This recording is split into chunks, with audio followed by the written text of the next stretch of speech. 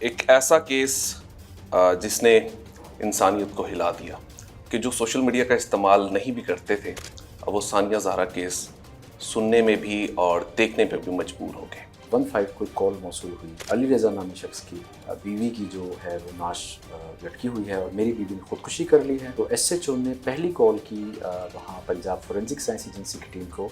कमरे में मौजूद हर चीज़ की पिक्चर ली गई। ख़वातीन गुस्ल देती हैं तो उस वक्त भी कुछ ऐसी बातें चली कि तशद्दुद के उसके निशानात थे गुस्ल देते वक्त। 9 जुलाई 2024 एक बेटी जिसको बहुत ही बेदर्दी के साथ इस दुनिया से रुखसत कर दिया जाता है और उसके बाद सोशल मीडिया पर ये खबरें काफ़ी बड़ी तादाद में वायरल भी होती हैं। सानिया ज़हरा और टॉप ट्रेंड बनता है और वो टॉप ट्रेंड ऐसा बनता है कि वो नेशनल नहीं बल्कि इंटरनेशनली तौर पे इसके ऊपर खूब बात भी की जाती है। तो सानिया ज़हरा का केस जिन्होंने देखा और इसमें क्या क्या मुश्किलात पेश आई, इसके ऊपर बात करने के लिए उनके लॉयर एडवोकेट शहरियार महबूब साहब हमारे साथ मौजूद हैं। उनसे बात भी करते हैं और इस केस के हवाले से जानने की कोशिश भी करते हैं। Sir, welcome to SG podcast. आपको वेलकम करते हैं। Thank you very much. एक ऐसा केस जिसने इंसानियत को हिला दिया और सोशल मीडिया पे इतनी हाइप क्रिएट हुई कि जो सोशल मीडिया का इस्तेमाल नहीं भी करते थे, अब वो सानिया ज़हरा केस सुनने में भी और देखने पे भी मजबूर हो गए। असल रियलिटी थी क्या सर ये? अवाम के इस बारे में बड़े सवालात हैं कि एक्चुअल फैक्ट्स क्या थे। लोग जानना चाहते हैं कि ये केस आखिर था क्या।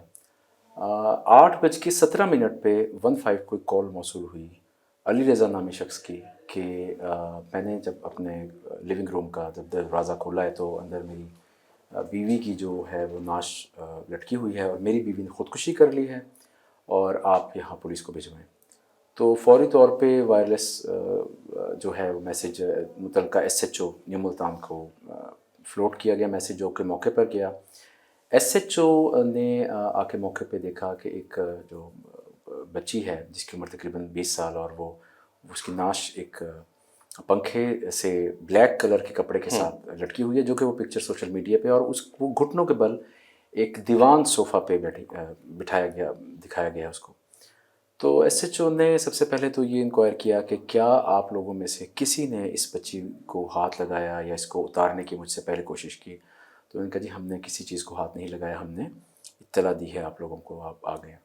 फिर दूसरा सवाल उन्होंने किया कि क्या आपने इसके वालिदैन को इत्तला दी है। तो उन्होंने बताया जी हमने इसके वालिदैन को भी इत्तला नहीं दी।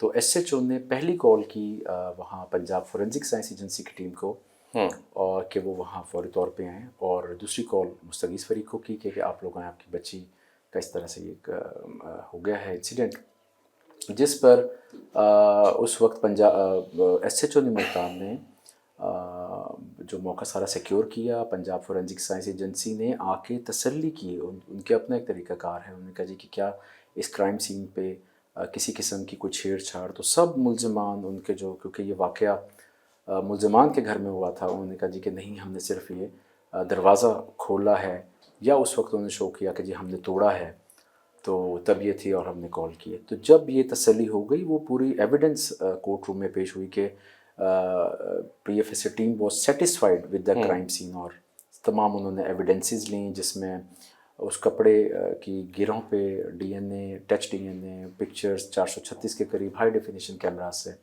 पिक्चर्स ली गई हर एंगल से। उस कमरे में मौजूद हर चीज़ की पिक्चर ली गई। जो वहाँ दुपट्टा एक पड़ा था, वहाँ हल्के वज़न की कुछ कुर्सी पड़ी थी। और गर्ज़ ये कि 2 घंटे काफ़ी टाइम होता है एक कमरे के अंदर एक कार्रवाई करने के लिए। उसका सारा कलेक्ट किया और उसके बाद जब पुलिस अफसरान ने इस बच्ची के वालिद से पूछा कि क्या आप कोई कार्रवाई करना चाहते हैं, तो उसने कहा जी कि मैं जब तक रिपोर्ट्स नहीं आती मैं कोई कार्रवाई नहीं करना चाहता। तो क्योंकि एविडेंस ऑलरेडी ली जा चुकी थी, ये सबसे अहम चीज़ है। तो एविडेंस क्योंकि ली जा चुकी थी तो लिहाजा उन्होंने उस बच्ची की तदफीन कर दी। लेकिन जिस तरह बाद में ख़वातीन गुस्ल देती हैं, तो उस वक्त भी कुछ ऐसी बातें चली कि तशद्दुद के उसके निशानात थे गुस्ल देते वक्त। तो फिर उसके वालिद साहब ने ये इनिशिएट की और एफआईआर दर्ज कराई और फिर ये केस आगे की तरफ चला।